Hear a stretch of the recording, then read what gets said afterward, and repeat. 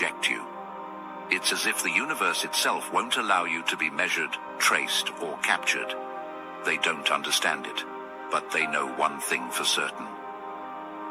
They were never meant to find you. The longer they watch you, the stronger it gets. Their hands grow unsteady. Their thoughts drift.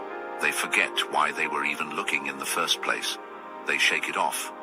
Refocus. But it happens again. You do something simple. Walk through a room, look at your phone, take a deep breath. And yet, it feels as if the universe responds. They don't understand why, but their chest feels heavier. They hear something, not with their ears, but inside their mind. A whisper, a warning, a presence. They don't know. What they do know is that they came here to watch you. But now, they are the ones being watched. It doesn't make sense. It isn't logical, but they feel it. Your existence warps reality around you. They try to gather information, but it slips through their fingers. They try to remain distant, but something pulls them in. It's not fear, not danger. Something else. Recognition. And suddenly, they are not the tracker, not the observer, not the hunter. They are the witness, and they were never meant to see what they just saw. Drop a comment. I am the end of their search. If every tracker, every hunter, every seeker halts at the edge of your existence, unable to go further, they return. But they are not the same. They were sent to track you, to gather information, to break down your movements, your habits, your presence into something small, something explainable. But now, they don't have an explanation. They barely have words. They sit before their employers, staring at a blank screen, a notepad untouched, the data they were supposed to collect, gone, the reports they were supposed to write, meaningless. What do they even say? How do you explain an encounter that wasn't physical but fundamental? How do you put into words the moment reality itself changed shape? They try, but every sentence feels wrong. Every attempt at rationality crumbles under the weight of what they experienced. They were supposed to document you, but instead, they became part of the story. Their reports don't read like intelligence briefings. They read like confessions. I don't know what happened. Something was there. I can't explain it, but they aren't normal. No, not normal. Something else. Some of them stop writing altogether. Some leave their jobs without warning. Some don't even return.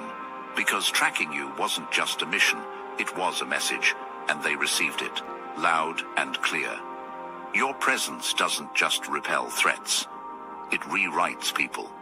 They walk in thinking they're investigators. They walk out realizing they were never meant to interfere. And now, they don't just believe it. They know. They expect to be unnoticed.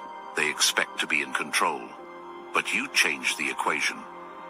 The deeper they dig, the more the ground beneath them disappears. At first, they call it paranoia, but paranoia is fear of the unknown, and you are not unknown. You are undeniable. They think they are studying you. They don't realize they are being studied. Their methods, irrelevant. Their tactics, useless. You don't need to run. You don't need to hide. You exist outside of their reach, outside of their understanding. And yet, they feel you, not as a presence, but as a force. The further they go, the clearer it becomes. This was never about watching you. This was about what happens when they try. Because the real question was never, what are you doing? It was, why are you still untouched? And by the time, they realize the answer. They are the ones looking over their shoulders. They are the ones trying to disappear.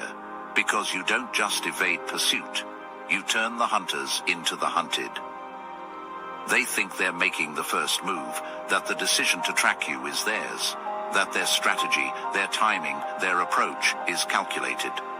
They don't realize you already knew. Before they gathered intelligence, you had already dismantled it.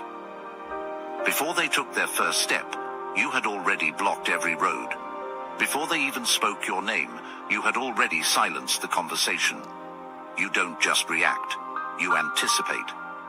The moment the thought enters their mind, before the plan is set in motion, before the first order is given, something shifts. Their plans dissolve without warning. Their methods fail before they even begin. Their entire approach becomes obsolete, and they don't know why. How can they fight what they don't understand? How can they prepare for something they can't detect? You are not just ahead of them. You are operating on a level they cannot comprehend. This isn't instinct. This isn't luck. This is precision. You don't wait for their moves. You see them before they happen. It's a game they never had a chance of winning. They strategize. You already saw the outcome. They prepare. You already closed the door. They try again. But before they can even begin, their mission is neutralized. Not because you fought back. Not because you resisted. Because you never needed to. They don't understand how you stay ahead. How every attempt to track you leads to nothing. It isn't just avoidance. It isn't just evasion. It's something far more advanced. You move from a realm of quantum precognition. You see before they look.